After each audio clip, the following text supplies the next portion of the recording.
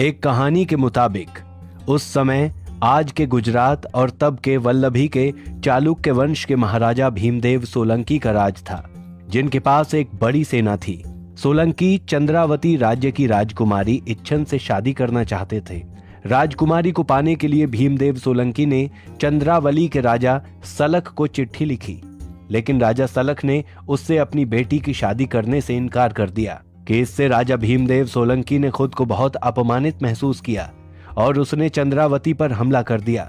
दूसरी तरफ जब यह बात पृथ्वीराज को पता चली, तब उन्होंने एक राजकुमारी के मान की रक्षा के लिए एक बड़े शासक से शत्रुता मोल ले ली। कहा जाता है कि उन्होंने पूरे सम्मान के साथ चंद्रावती की राजकुमारी इच्छन को पृथ्वीराज ने पत्नी बनाया। इस तरह अजमेर को उसकी राजवधू मिल गई। लेकिन इससे नाराज भीमदेव सोलंकी ने अजमेर पर आक्रमण कर दिया, जिसके दौरान पृथ्वीराज के पिता राजा सोमेश्वर की मृत्यु हो गई। इस बात से युवा पृथ्वीराज बौखला उठा और उसने अपने महल में अपने तमाम दरबारियों के सामने गुस्से से कमान से तलवार खींचकर एक बड़ा प्रण ले लिया। मैं प्रण लेता हूं कि मैं अपने पिता महाराज सोमेश्वर की मृत्यु का प्रतिशोध लेकर रहूंगा। जब तक प्रतिशोध नहीं ले लेता मैं घी नहीं खाऊंगा, मैं पगड़ी नहीं पहनूंगा। पृथ्वीराज चौहान के तमाम दरबारी उसका हौसला बढ़ाने के लिए जय जयकार करने लगे। पृथ्वीराज रासों में लिखा है कि राजकुमारी इच्छन से विवाह की वजह से पृथ्वीराज चौहान और राजा भीमदेव के बीच ठनी। लेकिन ये बात ऐतिहासिक रूप से सही नहीं लगती, क्योंकि ज्यादातर इतिहासकारों का मानना है कि पृथ्वीराज जब 11 साल के थे तभी उनके पिता राजा सोमेश्वर की मृत्यु हो गई थी और इसके बाद उनका राज्याभिषेक हुआ। राज्याभिषेक के बाद राजकाज उनकी मां कपूरपर देवी की निगरानी में चल रहा था। अधिकांश इतिहासकार यही मानते हैं कि राजा भीमदेव से लड़ाई की असली वजह पृथ्वीराज चौहान की राज्य विस्तार की नीति थी, जो पृथ्वीराज के बड़े होने के बाद शुरू हुई थी।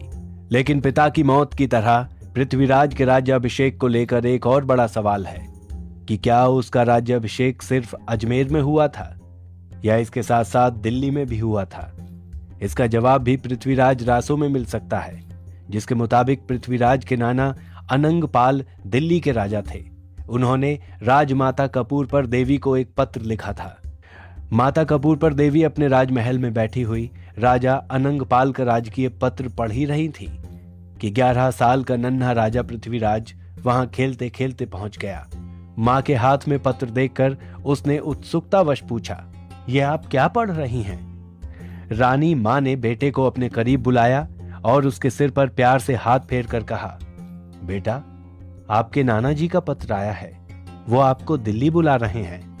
नन्हे पृथ्वीराज को यह बात अच्छी नहीं लगी। वो बाल हट करता हुआ बोला, नहीं मां, मैं आपको और अपने अजमेर को छोड़कर मैं कहीं नहीं जाने वाला। रानी मां उसकी बात सुनकर हंस पड़ी और कहती हैं, अरे बाबा, नाना जी का लिखा पत्र है, एक बार इसे पढ़ तो लो। रानी और उनके लाडले के बीच ये बात हो रही थी कि रानी के कक्ष में राज्य के महामंत्री कैमास आ गए। महारानी ने उन्हें देखकर कहा, लीजिए महामंत्री जी, अब आप ही पढ़कर इसे समझाइए। कैमास रानी के हाथ से पत्र लेकर पढ़ने लगे। उसमें लिखा था, आपसे विनती है कि अपने कुल दीपक को मेरा कुल दीपक बना दें। पृथ्वीराज को दिल्लीश्वर बनाकर मैं बद्रिकाश्रम वास करना चाहता हूं। पृथ्वीराज हमारी दिल्ली की संभाल हमसे बेहतर करेगा। मेरी बेटी का बेटा होने के कारण उस पर मेरा स्वाभाविक अधिकार है। पत्र समाप्त हुआ तो महामंत्री कैमास के चेहरे पर मुस्कान खिल गई। उन्होंने खुश होते हुए कहा, राजमाता, ये तो बड़ी प्रसन्नता की बात है। राजमाता कपूरपर देवी ने भी मुस्कुराते हुए हां में सिर हिलाया, लेकिन पृथ्वीराज ही था जो खुश नहीं था। वो नाराज होकर वहां से चला गया। रानी मां दौड़कर उसके पीछे गई और पीछे पीछे महामंत्री कैमास भी कक्ष से बाहर चले गए। कहा जाता है कि दिल्ली के राजा अनंगपाल का संदेश मिलने के बाद पृथ्वीराज का दिल्ली में भी राज्याभिषेक हुआ। पृथ्वीराज रासों की यह कहानी खूब चर्चित है, लेकिन पृथ्वीराज के दिल्ली का राजा बनने की यही एकमात्र कहानी नहीं है। दरअसल कई इतिहासकार ये मानते हैं कि पृथ्वीराज चौहान के दादा वृगहराज ने 1151 में ही दिल्ली पर कब्जा कर लिया था, पर वो अपना शासन अजमेर से ही चलाते थे। लिहाजा दादा और पिता की मृत्यु के बाद पृथ्वीराज चौहान को दिल्ली की गद्दी विरासत में मिली थी। इस संदर्भ में इतिहासकार विघ्नेश कुमार त्यागी कहते हैं कि ये वही वृंगराज चतुर्थ थे जिन्होंने सैन्य शक्ति से दिल्ली के तोमर वंश पर कब्जा कर लिया था और वहां के राजा को अपदस्थ कर उसके राज्य को अपने चौहान राज्य में मिला लिया था। चौहान वंश के दिल्ली पर शासन के साथ ही मेरठ मंडल, सहारनपुर मंडल और आज के मुरादाबाद मंडल, बरेली मंडल और अलीगढ़ मंडल, ये इलाके खुद ब खुद उनके ही अधिकार में आ गए थे।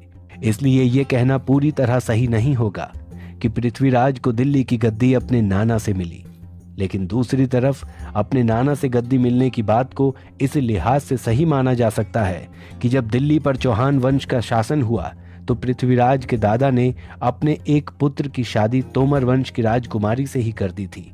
इसलिए दिल्ली के शासक रहे तोमर वंश के राजा पृथ्वीराज के नाना हुए।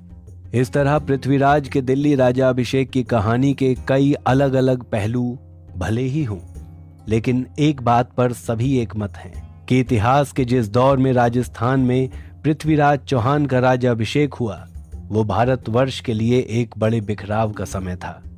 ये राजाओं की आपसी लड़ाई का समय था, बाहर से आए हमलावर मुसलमान कबीलों की लूट का समय था। 11वीं शताब्दी में महमूद गजनी के नेतृत्व में उसके कबीले ने मथुरा, वृंदावन और कन्नौज में लूट और आगजनी की।